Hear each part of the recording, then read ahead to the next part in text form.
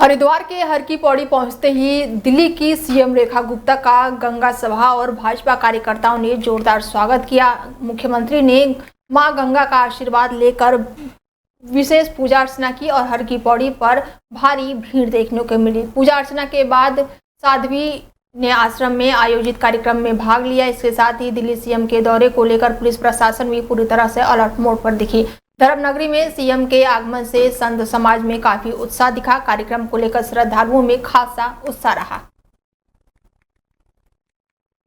रुड़की के रामपुर नगर पंचायत के अध्यक्ष परवेज सुल्तान को अज्ञात बाइक सवार बदमाशों के द्वारा रामपुर में घुसने पर गोली मारकर जान से मार देने की धमकी दी गई थी, जिसके बाद से आज शनिवार को करीब 7 बजे परवेज सुल्तान के द्वारा पुलिस की तहरीर देकर आरोपियों पर कार्रवाई कराने की मांग की गई। बता दें कि रामपुर नगर पंचायत के अध्यक्ष पद पर चुनाव जीतने के बाद से ही कुछ दबंग लोग परवेज सुल्तान की जीत को बर्दाश्त नहीं कर पा रहे हैं। इसी के चलते दबंगों के द्वारा 4 बार परवेज सुल्तान पर हमला किया जा चुका है। 2 दिन पहले भी अज्ञात बाइक सवार 3 बदमाश परवेज सुल्तान के कार्यालय पर पहुंचे थे, जिन्होंने परवेज के एक कर्मचारी को धमकी देते हुए कहा कि परवेज सुल्तान को कह देना कि अगर रामपुर में आए तो गोली मारकर हत्या कर दी जाएगी। जिसके बाद से आज परवेज सुल्तान के द्वारा पुलिस को तहरीर देकर अपराधियों और आरोपियों पर कार्रवाई करने की मांग की गई। पुलिस के द्वारा अब आरोपियों की तलाश की जा रही है। कोई व्यक्ति अब से 30-35 साल पहले जीत गया था, वो इन दबंगइयों ने उसे इतना मारा था उस वक्त कि उसे गांव रामपुर छोड़ना पड़ा था। और ये मैं नहीं कह रहा, ये इतिहास के पन्नों पर रजिस्टर्ड है। और मैं फिर एक बार दोबारा आपके चैनल के माध्यम से कहूँगा कि मुझे हर बिरादरी ने वोट दे रखा। मैं हर बिरादरी का सम्मान करता हूं और करता रहूंगा। रामपुर नगर पंचायत का एक बच्चा, मैंने कहा था जब मैं इलेक्शन लड़ रहा था, मैंने जब भी ये बात कही थी, गांव का रामपुर का एक बच्चा रामपुर नगर पंचायत। रुड़की के मैंगलोर कोतवाली क्षेत्र के मैंगलोर में महबूब नाम के एक 60 साल के बुजुर्ग व्यक्ति के द्वारा पड़ोस में खेल रही 7 साल की एक बच्ची को पकड़कर दुष्कर्म करने का प्रयास किया गया है। मामले की गंभीरता को देखते हुए पुलिस ने महबूब के खिलाफ मुकदमा दर्ज कर लिया है। इसके साथ ही पुलिस के द्वारा महबूब को गिरफ्तार भी कर लिया गया है। बता दें कि मैंगलोर निवासी एक व्यक्ति के घर में एक छोटे से कुत्ते के बच्चे को जन्म दिया था और 31 मई को 7 साल की पड़ोस की एक बच्ची ने बच्चे को देखने के लिए पहुंची, जहां पर बच्ची ने बच्चे के साथ खेल रही थी और तभी पड़ोस में रहने वाले महबूब नाम के एक बुजुर्ग व्यक्ति ने बच्ची को पकड़ लिया। जिसके बाद बुजुर्ग महबूब के द्वारा बच्ची के साथ दुष्कर्म करने का प्रयास किया गया। पड़ोस के एक युवक ने ये सारी हरकत देख ली और शोर मचा दिया, जिसके बाद बच्ची के परिजनों द्वारा पुलिस को तहरीर देकर आरोपी महबूब के खिलाफ कार्रवाई किए जाने की मांग की गई। पुलिस ने तहरीर के आधार पर महबूब के खिलाफ मुकदमा दर्ज कर लिया। इसके साथ ही पुलिस ने मामले की गंभीरता को देखते हुए आरोपी महबूब को गिरफ्तार भी कर लिया है। एसपी ने बताया कि बातचीत के दौरान महबूब को गिरफ्तार किया गया है। पुलिस की शुरुआती जांच में शिकायत की पुष्टि हुई है। पुलिस के द्वारा फिलहाल मामले की जांच की जा रही है। दुष्कर्म के प्रयास का मामला पुलिस के संज्ञान में आया। परिजनों ने एक तहरीर दी कि उनकी 7-8 साल की बच्ची के साथ किसी अधेड़ व्यक्ति ने कुछ प्रयास किया है। इमीडिएट पुलिस ने मुकदमा दर्ज करके वो जो व्यक्ति था पुष्टि के बाद उसको गिरफ्तार करके रिमांड पे भेजा जा रहा है। आरोपी उस प्रयास किया, इसमें कोई शक नहीं। हमारी पुलिस की इन्वेस्टिगेशन में भी पुष्टि हुई है, तो उसको अरेस्ट करके हम जेल भेज रहे हैं।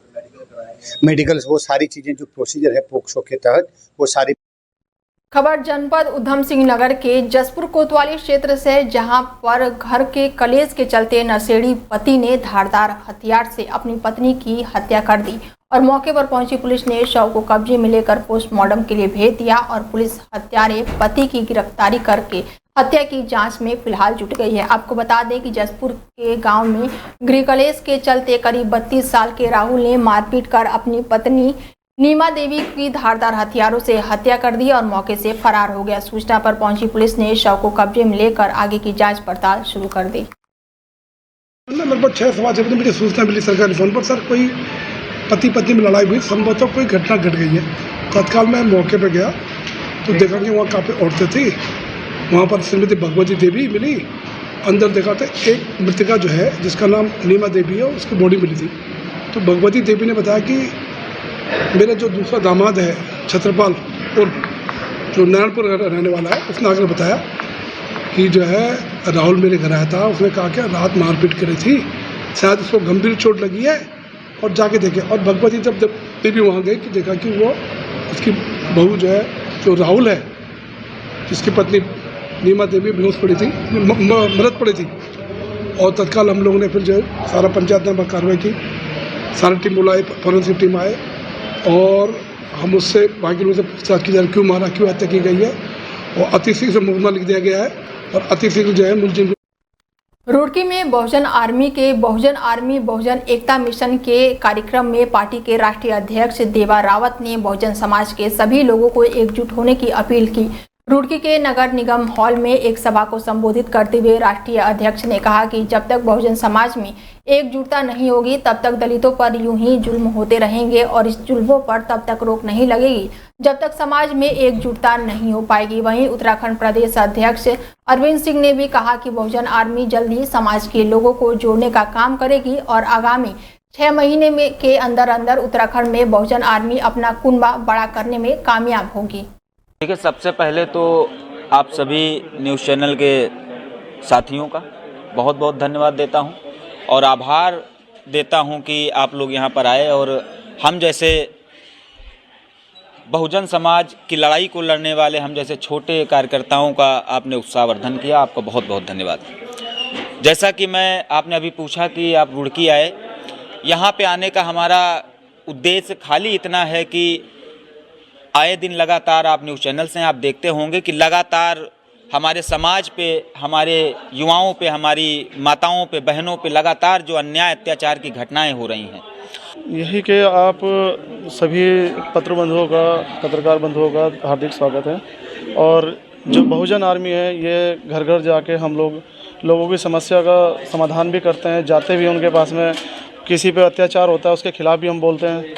अगर किसी वजह से कोई परेशान है तो उसकी समस्या भी दूर करते हैं जाके। जैसे कि अभी पीछे एक बच्चे के साथ में हादसा हुआ, उसके यहाँ पे गए हम लोग, जगदीशपुर भी गए। भारत के 14वें राष्ट्रपति रहे रामनाथ कोविंद मसूरी में अपनी पत्नी और परिवार के साथ पहुंचे। इस दौरान भारी सुरक्षा बल दिखी। इससे पहले भी उन्होंने मसूरी के होटल के प्रांगण में रुद्राक्ष का पौधा लगाया और इस मौके पर उनके साथ उनकी पत्नी और परिवार के सदस्यों के साथ होटल के स्वामी के भी रहे। पत्रकारों से बात करते हुए राष्ट्रपति रामनाथ कोविंद ने कहा कि वो पहले भी मसूरी आते थे, परंतु बीच में राष्ट्रपति बने तो उस दौरान उनका मसूरी आना नहीं हुआ। उनके मसूरी बहुत ज़्यादा उन्हें पसंद है। उन्होंने मसूरी में आने वाले पर्यटकों और मसूरी वालों को भी शुभकामनाएं दी। उन्होंने कहा कि पर्यावरण को बनाए रखने के लिए केवल मसूरी वासियों का कर्तव्य नहीं है, बल्कि जो पर्यटक यहाँ पर आते जाते हैं ये उनका भी कर्तव्य है। मसूरी को साफ सुथरा रखें और पर्यावरण को नुकसान ना पहुंचाए। रामनाथ कोविंद ने कहा कि ऑपरेशन सिंदूर की सफलता सही मायने में देश को एकजुटता करने का प्रतीक है और हर देशवासियों को लगता है कि हमें दुश्मनों को मुंहतोड़ जवाब दिया है। मसूरी एक न केवल हिल स्टेशन है बल्कि मैं इसे आध्यात्मिक केंद्र मानता हूँ। यहाँ पर सुख भी है, शांति भी है, संपन्नता भी है। पहले भी मैं आता था, संयोग से जब राष्ट्रपति था उन दिनों नहीं आना हुआ, लेकिन बहुत अच्छी जगह है और इसीलिए शायद इसको क्वीन ऑफ हिल्स ऐसा कहा जाता है। देश और विदेश के बहुत सारे लोग आते हैं मेरी मसूरी वासियों, और यहाँ जो आगंतुक टूरिस्ट आते हैं उन सब के लिए मेरी बहुत बहुत शुभकामनाएं और बधाई। पर्यावरण को मेंटेन करना न केवल मसूरी वासियों का कर्तव्य है बल्कि जो टूरिस्ट आते हैं। उत्तराखंड में 10 जून तक मानसून दस्तक देगा। मौसम विभाग की माने तो इस बार 5 दिन पहले मानसून आ जाएगा और इस बार प्रदेश में 6% अधिक बारिश होने की संभावना है।